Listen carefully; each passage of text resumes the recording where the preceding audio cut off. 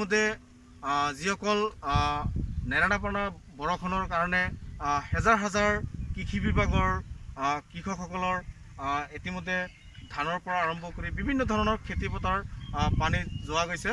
আৰু এই ক্ষেত্ৰত আমি ৰাইজৰ লগত আমি মত বিনিময় কৰাৰ কাৰণে আমি চেনেলিষ্টৰ ৰাইজৰ পৰা দুই এষাৰ মন্তব্য লোৱাৰ কাৰণে আমি চেষ্টা কৰিম। হয় দাদা, আজি আপোনালোকৰ এই নেৰানেপেৰা বৰষুণৰ কাৰণে হাজাৰ হাজাৰ কৃষি বিভাগৰ ব্যক্তিসকলৰ যা গৈছে, এই ক্ষেত্ৰত আপুনি অসম চৰকাৰক বা কৃষি বিভাগক আপুনি কি আহ্বান জনাব?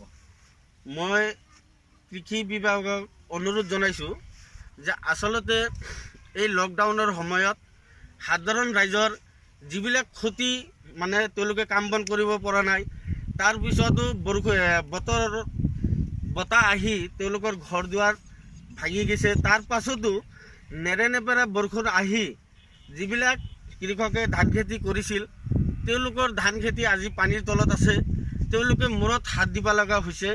আজি বৰ দুখৰ কথা যে অসম চৰকাৰক মই অনুৰোধ কৰিছোঁ, কৃষি মন্ত্ৰীক অতুল ছাৰক অনুৰোধ কৰিছোঁ যাতে এই দুখীয়া শ্ৰমিকৰ কাৰণে তেওঁলোকে বিহিত ব্যৱস্থা লয় আৰু তেওঁলোকে যাতে তেওঁলোকৰ যিখিনি ধান খেতি পানীৰ তলত আছে, বিক্ৰী কৰিব পৰা নাই, এই কৃষকৰ যিখিনি ক্ষতি হৈছে, কেৱল তেওঁলোকে যিখিনি এই বৰষুণতো ক্ষতি হ'ল, মই অনুৰোধ কৰিছোঁ অসম চৰকাৰক যাতে অতি শীঘ্ৰেই এইখিনি বিহিত ব্যৱস্থা কৰি দুখীয়া সাধাৰণ জনতাক কৃষকক যাতে তেওঁলোকে সহায় কৰে।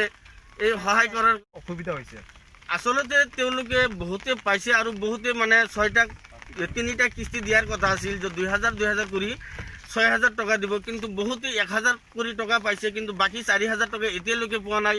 আমি শুনি আছোঁ যে বৰপেটাত কিবা এটা কেলেংকাৰীত আমাৰ কৃষকে টকাখিনি পোৱা নাই। কিন্তু মই অনুৰোধ কৰিছোঁ যিবিলাকে এইটো লৈ ৰাজনীতি দুৰ্নীতি কৰিছে তেওঁলোকক গ্ৰেপ্তাৰ কৰিব লাগে আৰু ইমিডিয়েটলি এই অসহায় কৃষকক টকাখিনি পাব লাগে। মই চৰকাৰক এইখিনি অনুৰোধ জনাইছোঁ আৰু চৰকাৰক অনুৰোধ জনাইছোঁ যে আমি পাই আছোঁ যে কৃষকৰ বাবে বহুত ধন ইতিমধ্যে ওলাই দিয়া হৈছে, কিন্তু এই ক্ষতি হোৱা যিখিনি ধান, মৰাপাট, চব্জিৰ খেতি কৃষকৰ যাতে তেওঁলোকে বস্তুখিনি টকাখিনি দি অতি সহায় কৰে, এইখিনিয়ে মই অসম চৰকাৰক অনুৰোধ জনাইছোঁ। আৰু মোৰ মানে পৰা অনুৰোধ কৰিছোঁ যে যাতে খালি চেঙুলীয়া গাঁৱে নহয়, নিজুকা পঞ্চায়তটো পানীৰ তলতে আছে বৰ্তমান। এই নিজুকা পঞ্চায়তৰ ফালে যিবিলাক কৃষকৰ এগ্ৰিকালচাৰৰ অফিচাৰ আছে তেওঁলোকে যাতে ইমিডিয়েটলি এইবিলাক তদন্ত কৰি তেওঁলোকে যাৰ যাৰ ক্ষতি হৈছে সেইবিলাক লিখি লৈ অতি সোনকালে বিহিত ব্যৱস্থা কৰে।